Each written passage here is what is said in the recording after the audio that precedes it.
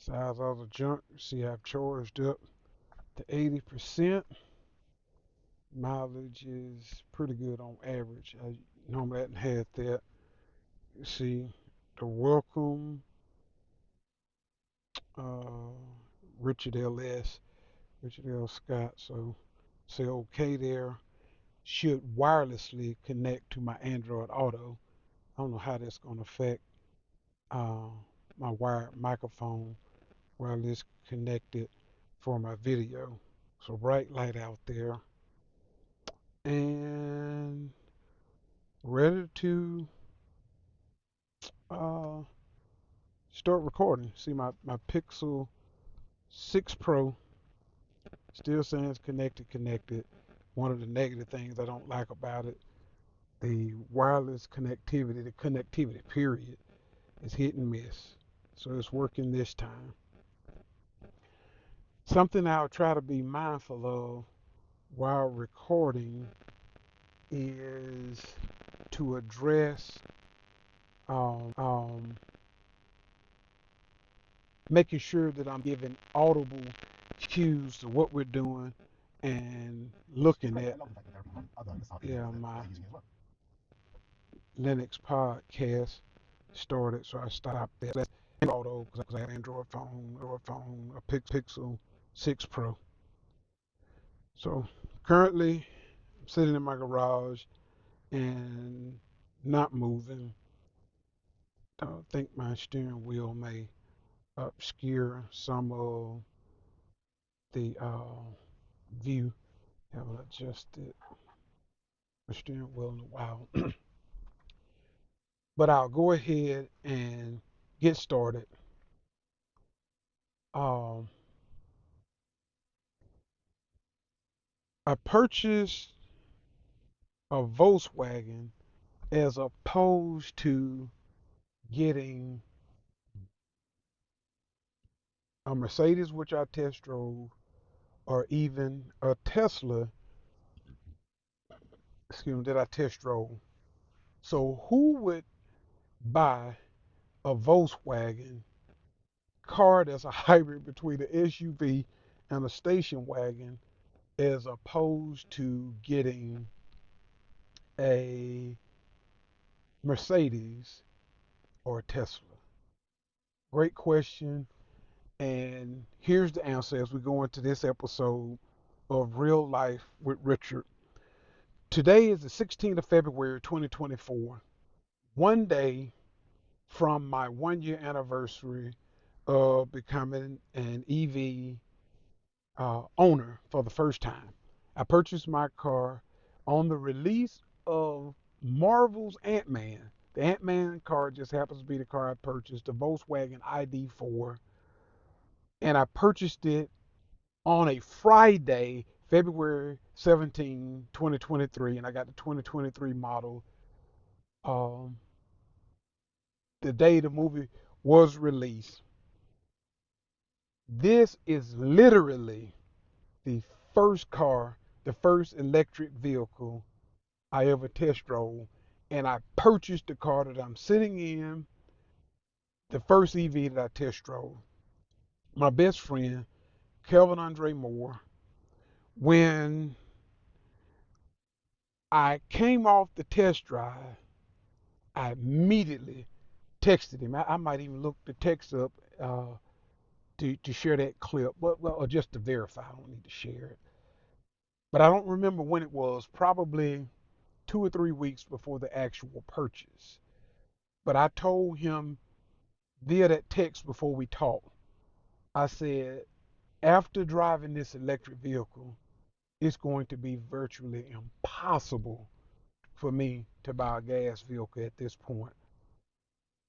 Just running down the list, I looked at, I first fell in love with the Subaru Outback, then the CX-5 Mazda. And when I read about the features, because my last vehicle was a Kia Sorento, a 2011 Kia Sorento. I had that vehicle for 12 years. That's the longest I've ever kept a vehicle, and that is going to be hard to surpass the value and the love I had for that vehicle holistically for the time I had it. My my wife might not holistically own it, but I sensed that she was nudging and hinting to me because she was on her second vehicle since we had been married and kind of hinting to me, hey, it's okay if you want to consider a new vehicle. The handle was broken on my Sorento and I had cracks in the windshield and mentioning I had a big crack. It's hard to see here in this video up there, but I heard it when it hit. But I got a crack in the windshield in this new vehicle. The point is, old or new, um, doesn't alleviate you from cracks in the windshield. But anyway, point being, I basically had my wife's blessing to start car shopping. And since it had been so long since I purchased a vehicle, my Kia Sorento that I had purchased some 12 years earlier was a midsize crossover SUV, four-cylinder, MSRP for 26.5. I got favorable pricing. I drove down to Macomb, Mississippi, purchased from one of my homegirls, and I got out the door for 22.5 and paid for it in less than 3 years. Sold it to use a part of the proceeds from that vehicle to put toward this one. So it was just this excellent purchase. So in my mind, I'm still thinking 2011. I'm thinking I'm gonna get me a another midsize crossover SUV for mid 20s, definitely not more than $30,000. Man, was I in, sorry, man, was I in for a surprise and a shock. So I come back to my wife. I say, hey, we're gonna be at least in the 30s. And the more I looked and decided what I wanted, non-hybrid gas vehicles. If you were to get a Nissan Rogue or the CX-V Mazda, they ran between 25 and $30,000. Some were as little as $22,000. I mean, just in the 20s, under $25,000. But generally smaller vehicles, the Nissan Rogue, we rented one, was a very nice vehicle. Of course, it's not as spacious as the Murano, but it would pass. But they were basic gas vehicles, no hybrid model, nothing to aid the gas mileage. The last month I had my Sorento, January 2023. I added up and did the math. I was averaging roughly 23 miles to the gallon in my Sorento, and I had spent almost $200 a month on gas. Just that was just 1 month, but roughly a typical month. Doing the math, that would mean roughly $2,400, rounding up, say $2,500 annually, just daily commuting, daily driving, day to day, week to week, month to month. And at a minimum, I wanted at least a hybrid. So that took off the Sorento. I'm sorry, the Subaru Outback. I love looking at that vehicle, and I still admire it as I pass on the highway. Same with the CX-5 Mazda. Mazda had some technology in it, but it wasn't quantum. Uh, it wasn't true hybrid. So then I started looking in the familiar places.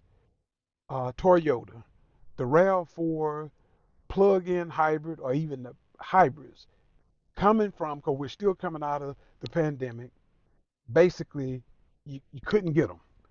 The guy told me, said, Mr. Scott, you can give us $500. The Toyota dealership here in Jackson, Mississippi. He said, hey, Mr. Scott, you can bring us $500, get on the waiting list, but I'm telling you, we just be taking your money because you're not going to get that vehicle. The RAV4, particularly the plug-in hybrid, excuse me, was in great demand, short supply.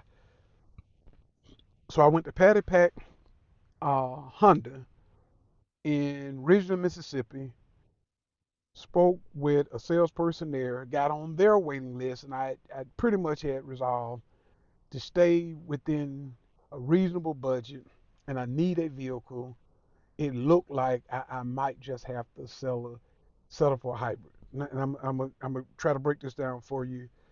For examples, four type vehicles. I basically was educating the salesperson there at the Honda dealership. The first is gas only, as I was mentioning earlier about the Nissan Rogue. It's a great value to purchase, but it's only gas, no hybrid, nothing to basically help your gas mileage. You get what you get. Two, there's the traditional hybrid models. Toyotas have had hybrid vehicles on the road for some 20 years. And then there's the lesser known PHEV.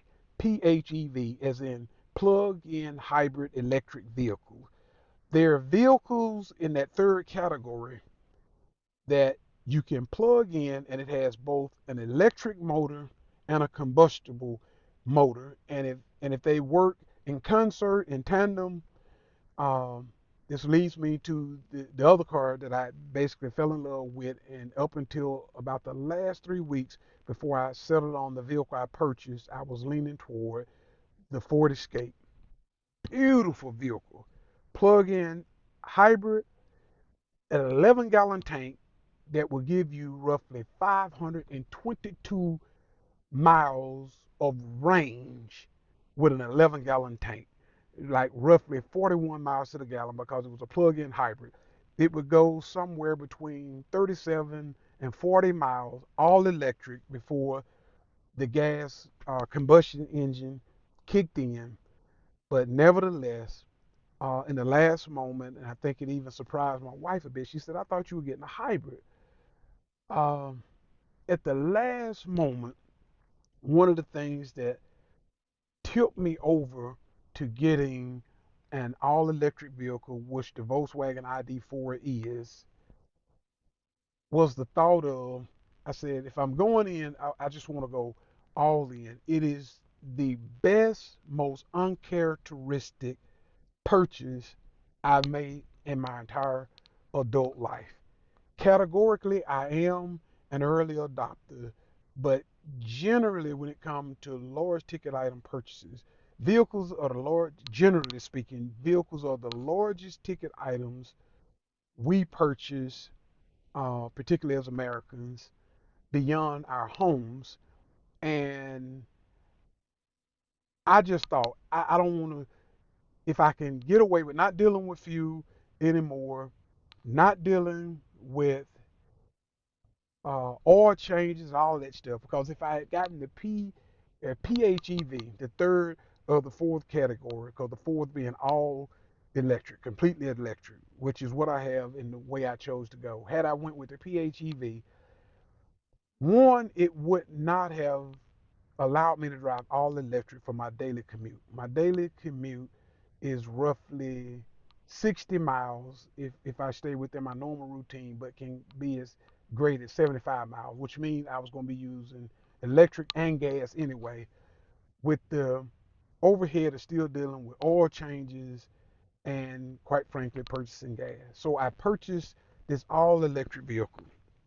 So here's what you need to know. Why did I buy a Volkswagen and not a Mercedes? I went and test drove the Mercedes. One, the Mercedes was built in Hungary, Germany, thus did not qualify for the $750. I'm sorry, the $7,500 tax credit, which this vehicle qualified for because it was made in Chattanooga, Tennessee, in the good old U.S. of A. That's one of the reasons why I didn't buy the Mercedes. The second reason, this is really when I wish you could see my face. When I sat in that Mercedes, I thought to myself, ooh, wait, Richard, if you get this, the things your friends and family would say, your colleagues, ooh, they'll rave. Oh, Richard, finally, he has arrived. He got him a Mercedes. And then I thought to myself, how silly that sounded, because that's not me. It Sitting in that Mercedes, it was a smaller vehicle, uh, favorably priced, about the same price that we paid for this Volkswagen, and I just thought, no, this is uh, basically this is just not me. So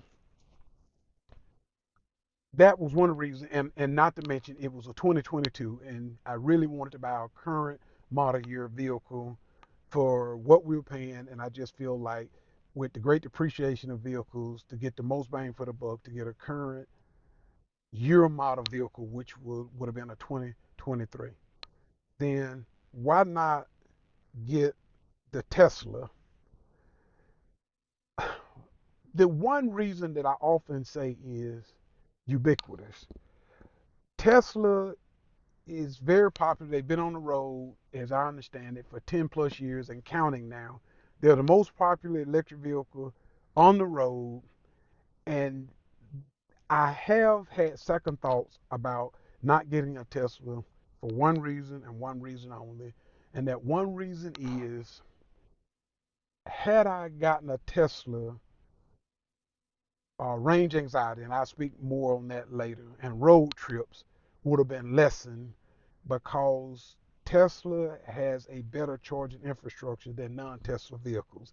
That said, Tesla vehicles use what's called the North American Charging Standard. And Ford and maybe GM, it was a couple of the major American manufacturers who adopted that standard first. But here, most recently, Volkswagen has adopted it. Is my understanding next year in 2025, we will get the same North American charging standard, which is the Tesla charges and gain access to the Tesla network. So that's great news. I don't know what that means for me. I suspect I have to take my vehicle in for a service and have the connectors swapped out.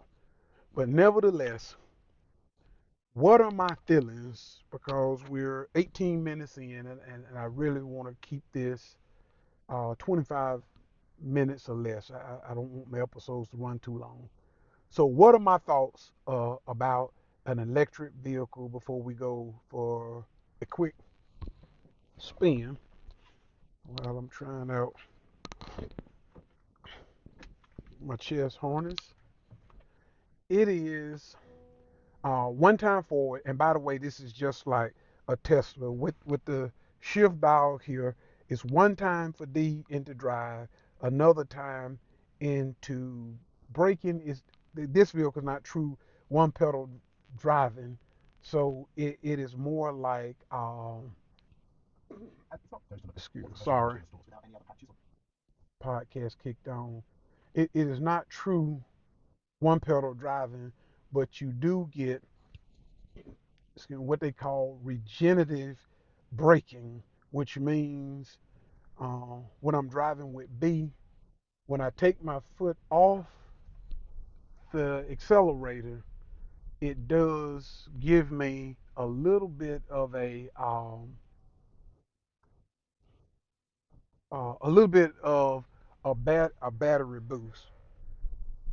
So I don't know if you could hear the vehicle or not, but here are a couple of things that I thought about. And for right now, I'm just gonna stay in my neighborhood because it's the first time I've tested out this chest harness, so I want to stay in more familiar territory, so it won't be a lot of vehicles out. But nevertheless, I'm riding here in my neighborhood, and when I go back and play this, it'll be interesting to hear what I hear. But one of the things I absolutely love about an electric vehicle is just virtually no sound other than road sound. And the cabinet is fairly well sealed, but if you're on a noisy road, you can hear the road sound. But there is no noise from the engine, and I absolutely love that. So one reason not to get an electric vehicle, if you actually like the sound of a revving motor, keep buying combustion engine, keep buying motor powered vehicles so you can continue to hear those motor sounds. I have a 5-year old, and when we pass what I call growling vehicles, usually uh, the variety of the Ford Mustangs or some of the other sports like cars, I call them growling vehicles because they're that growling engine and motor. So when we pass them, sometimes my 5-year-old say, "Yeah, Papa, there go one of those growling vehicles." It would just blow my mind, even when I was a 20 something, to hear that people would actually pay for quote unquote dual exhaust, or to make their car sound a certain way, and it just blew my mind. But anyway, long before I knew anything about electric vehicle, when I was driving gas powered vehicles, I always wanted the quietest drive possible. But it's not just the quiet drive; it's the smooth acceleration. It's what they call instant torque. When you're accelerating on the gas or not, and you see it shows at the front. I don't know if it's in focus or not, but up at the top, it shows what the speed limit is. So the speed limit in my neighborhood is 25, and if you get above that, it'll put an exclamation mark on the sign to say, "Hey, you're going too fast," basically to suggest that you need to slow down and stop. So I'm at 80%. They recommend charging your car to 80% and not letting it get below 20%. Um, my car is rated to get 275 miles to a full charge. I've never seen that. On average, I get between 225 and 230 on 100% charge, and as you see now, 190 at 80%. So that's what I operate on, and I recharge my car on average about every 2 days. Sometimes I can get uh, a third day out of it. I'll generally charge it up to 100% on the weekends, because sometimes I'll run to my hometown, which is approximately 60 miles away, and I just get that extra 40 or 50 miles worth of charge, because it just helps lessen the range anxiety. So that brings me to what you need to know if you're considering getting an electric vehicle, and the disadvantages. I'm going to start with the disadvantage. There are only two huge disadvantages after a year of ownership that I would say to owning an electric vehicle. The first is going to be easy: the variety. Although other manufacturers like Ford with the Ford Mach-E, beautiful vehicle, has entered the market. Volvo has entered the market. Toyota was late to the game, which is interesting enough because they have hybrids on the road for the last 20 years. They have entered the market. So most major car manufacturers now have an electric vehicle, but the variety of what you can get is far less than that in the EV market. If you get a fully electric vehicle, it's just going to be limited in um, the type of vehicle you can get. For the Volkswagen, they basically have three. And ID.3, I have ID.4. Well, I say that. I think they got the ID.5 and the the bus should be hitting New York shores in 2024. I didn't see the commercial on Super Bowl when my brother said they showed the Volkswagen commercial there, but nevertheless they only have a few select Volkswagens for that. So the selection, that's one reason. And reason number two is the one that people most often talk about, and that is how long it takes you to recharge your battery or your vehicle before getting on the road. And I'm here to tell you, there is no such thing as fast charging an electric vehicle.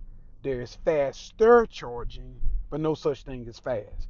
My vehicle is rated to roughly go from 10% to 80%, which is considered a full charge, in 36 minutes.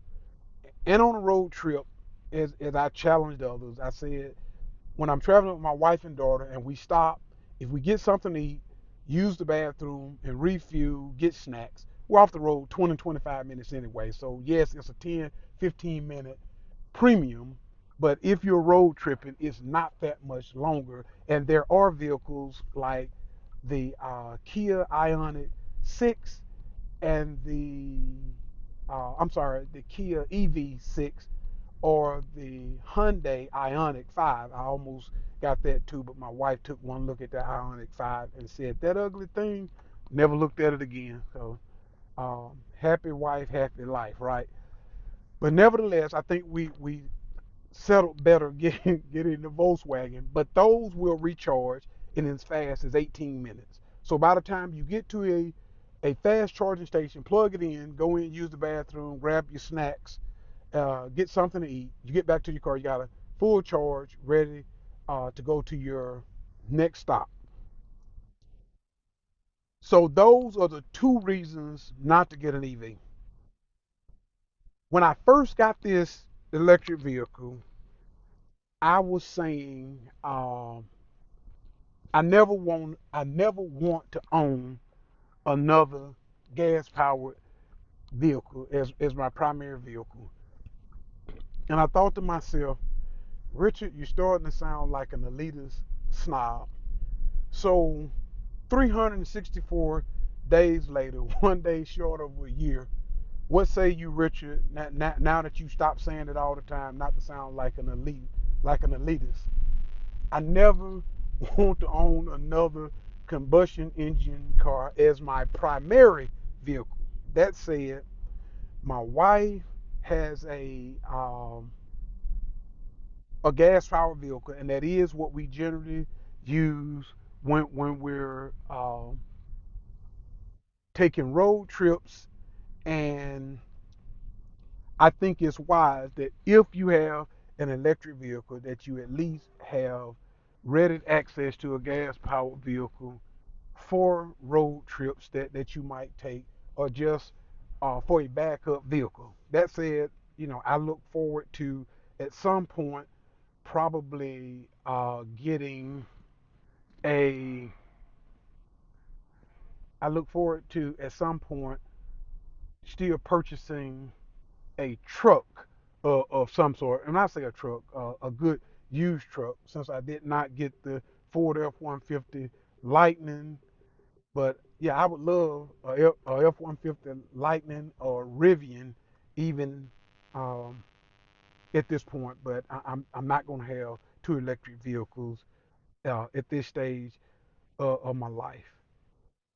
Two things to remember if you're considering getting an electric vehicle. I absolutely love it, love it, love it, love it, love it. It's a joy to drive every day. The quality of my life has increased exponentially. Love it.